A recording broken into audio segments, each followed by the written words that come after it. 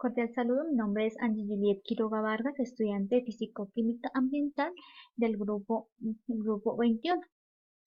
Hoy les hablaré sobre la fase 3 de Físico-Química Ambiental, en el cual se debe hacer un balance de cargas a la cuenca del río Juan Amarillo, con la estación de monitoreo, la transversal 91. Entonces tenemos acá una serie de datos, acá podemos ver para en los cuales nos dan unos datos medidos en la época de lluvia. En esta parte teníamos que hallar el valor para los siguientes del pH, temperatura, caudal, eh, conductividad, dureza, alcalinidad, fósforo total, sólidos suspendidos totales, eh, entre otros, para las aguas abajo. En el siguiente, estos datos debemos hallar igualmente los datos de aguas abajo. El escenario de estos datos que tenemos son obtenidos en la época de sequía, donde nos vienen los datos del vertimiento. Acá tenemos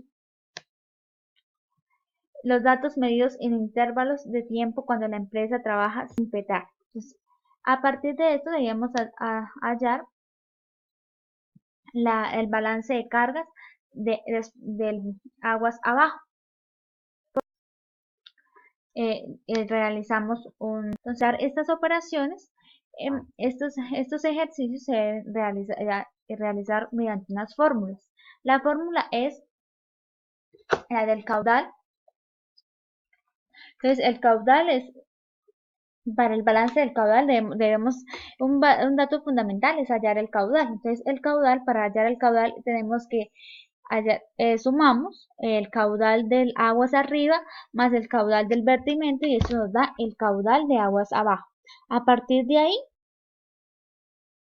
podemos hallar los siguientes ítems. Entonces, a continuación les voy a explicar cómo hallé el pH para aguas abajo del siguiente balance de cargas, cuando los datos fueron medidos en épocas de lluvia. Entonces, acá lo que hice fue, teniendo en cuenta que el caudal acá tenemos el caudal, que es la suma del caudal de aguas arriba más el vertimiento. Entonces, esto, el pH es igual al caudal del aguas arriba por el pH de aguas arriba más el caudal del vertimiento por el pH de aguas por el pH del vertimiento dividido sobre el caudal. Entonces ahí nos va a dar el pH de aguas abajo. Así esta ecuación la realicé para hallar los siguientes ítems que tenemos a continuación, los siguientes parámetros. Así sucesivamente para las siguientes para las siguientes tablas. Aquí, esto con el fin, me faltaba aclarar que elegí el ICO-pH, ese es el ítem que debo hallar. Entonces el ICO-pH, por lo tanto, teniendo en cuenta el pH de aguas arriba y de aguas abajo para los datos medidos en épocas de lluvia, para lo cual realicé los siguientes ejercicios. Entonces, estos son los cálculos de indicadores de contaminación y estos son los cálculos que realizó. Mire, para los datos medidos en época de lluvia, fórmula del ICO-pH, el pH que tenía para aguas arriba y tanto para aguas abajo. Entonces, en aguas arriba, entonces tenemos un pH de 0.9 y para aguas abajo, aunque aumentó una milésima, es de 7,25, en el aguas arriba o sea, es de 7,24, entonces no prácticamente tenemos es el mismo pH, entonces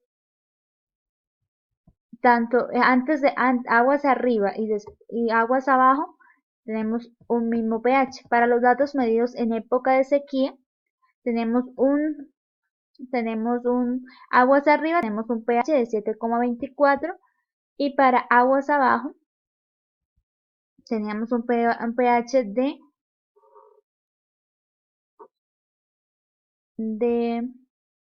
pues, para los datos tenidos en épocas de sequía teníamos en aguas arriba teníamos un pH de 7,24 y en aguas abajo teníamos un pH de 6,25.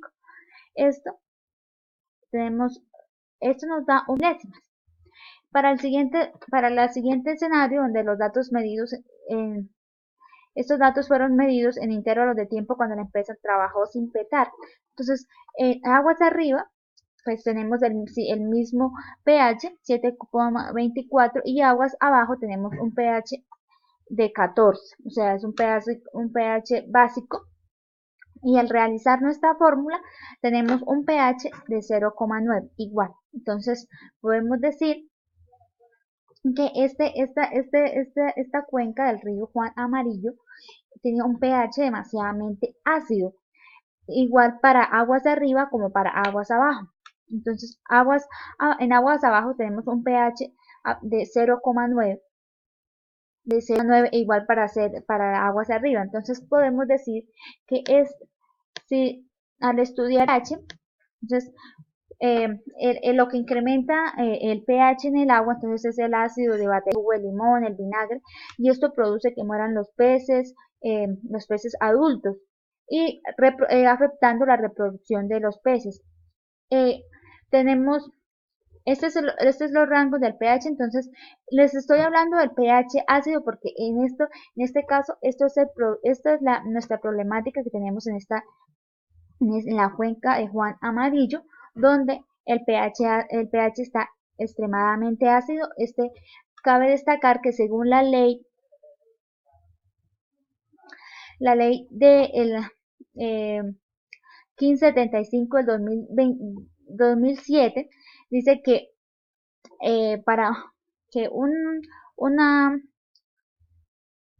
el puntaje de riesgo contempla características físicas, químicas, microbiológicas de los, según esta resolución, podemos que entonces en nuestra cuenca, en esta fuente hídrica analizada, tenemos un pH de 0,9.